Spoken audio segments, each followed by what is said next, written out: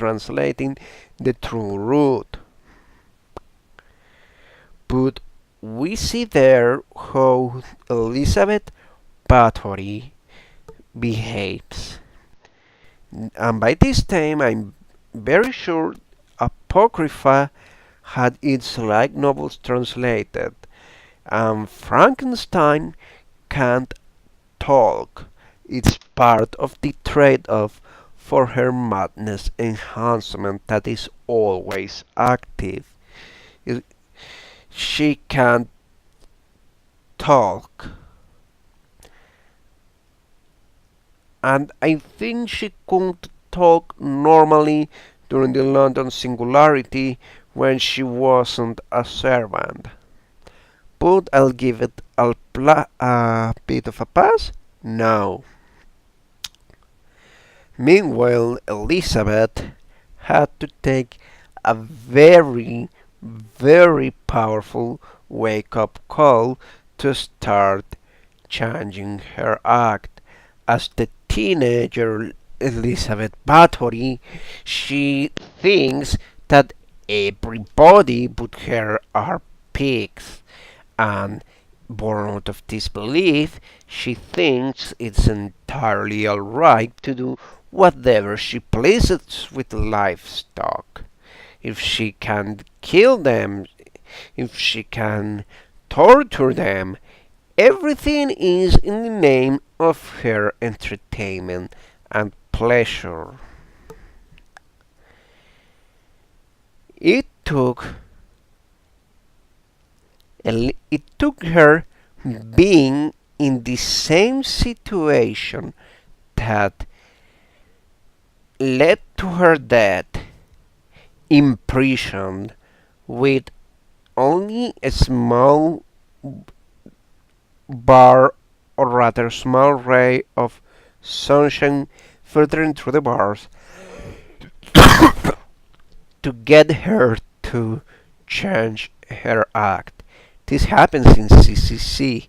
Hakuno ends fighting her, and not only ends fighting her, the way Hakuno and their servant gets rid of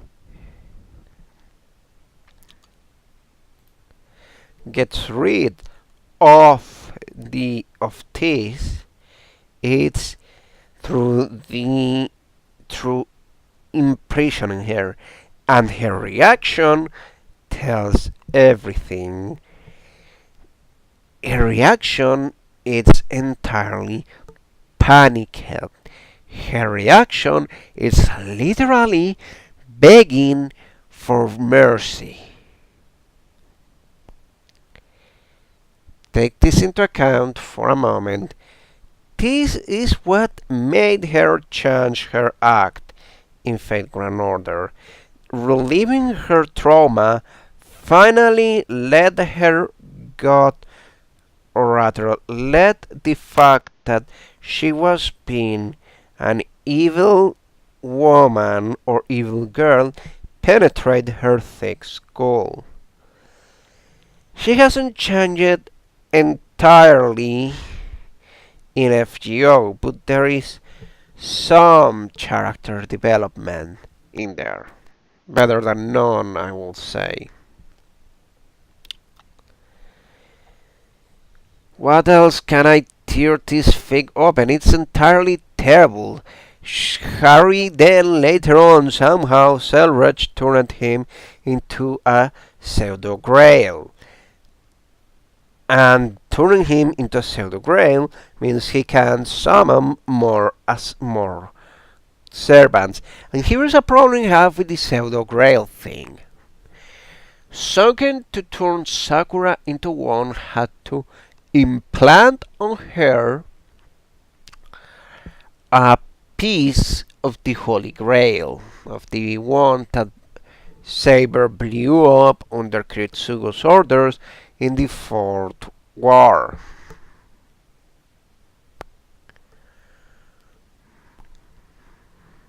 Okay, you following with me so far? Second piece of information. Selred was one of the founders of the Holy Grail War. He's one of the people who helped to design this stupid thing, this stupid Holy Grail that everybody is going after. He helped in a number of ways.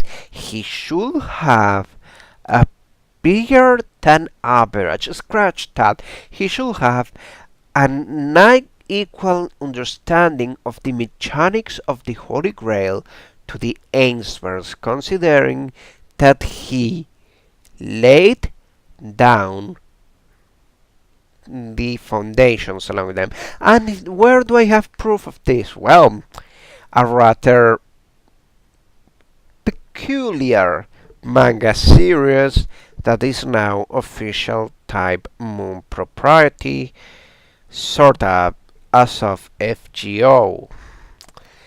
I'm talking about the Prisma Ilia manga. Forget for a moment the annoying and disturbing lolly fanservice that it has. Let's focus on the important thing. Selred has the kaleidosticks that I mentioned before. The kaleidosticks are important because they allow for the user to interface with the class cards that are containers for specific heroic spirits only with their personality sucked out, mostly.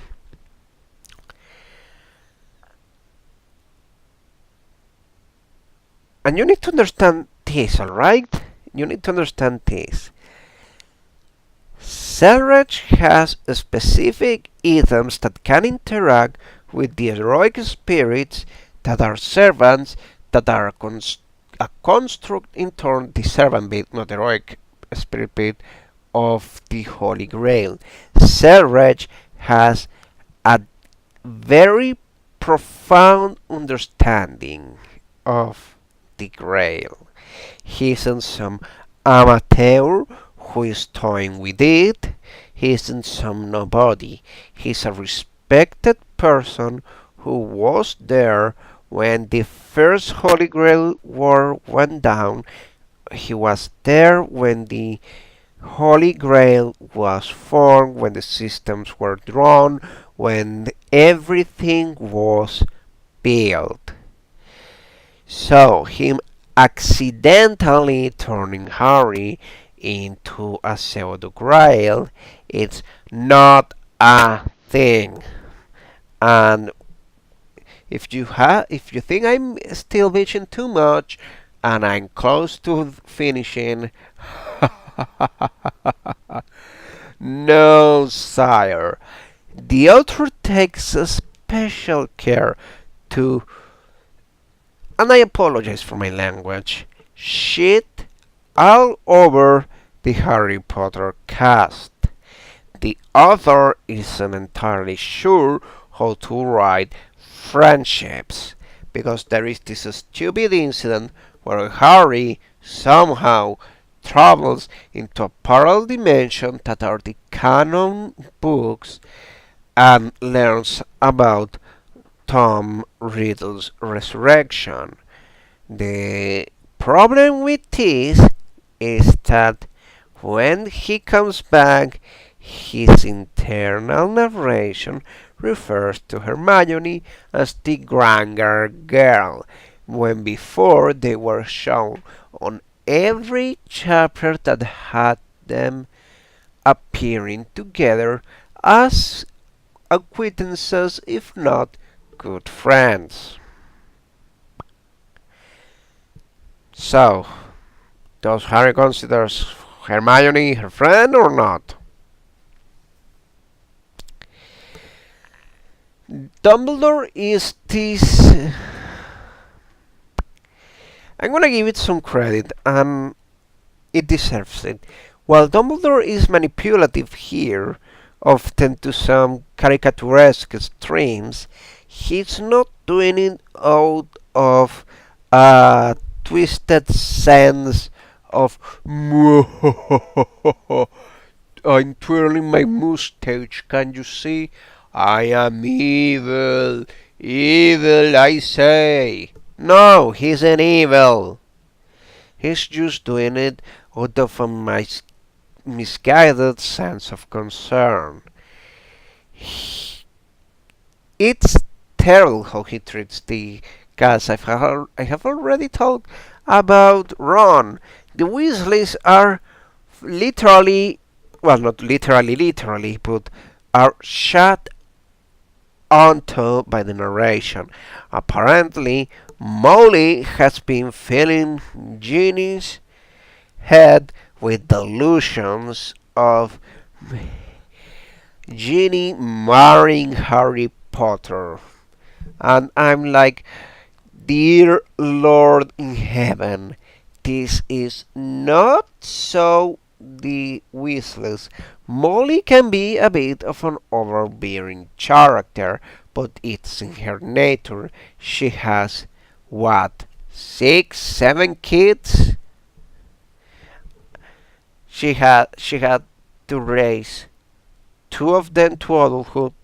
Two other are pranksters that won't stop pranking people and takes things seriously, except when it needs to be taken seriously, it's too late for them to do so. Has to raise Ron and Ginny. She's an overprotective mother because she also lived through the times of Voldemort. She's an overbearing person because that is how she shows her concern and affection. She isn't an overbearing person because she's a controlling person that can let people think for themselves. This is so far out of the left field that I am honestly considering that this author might have not read the books in years. Moving on, the rest of the story is equally super. It doesn't really deviate of canon. It sticks to canon until third year, where Harry has figured that Sirius Black is innocent. They're him of Serge, and they decide to break him out of Azkaban. Big brain question. If Selridge knew from before that Sirius was innocent, why didn't he break him out of Azkaban? Why didn't he also try to bring more family to Harry? Oh, I think I found a plot hole.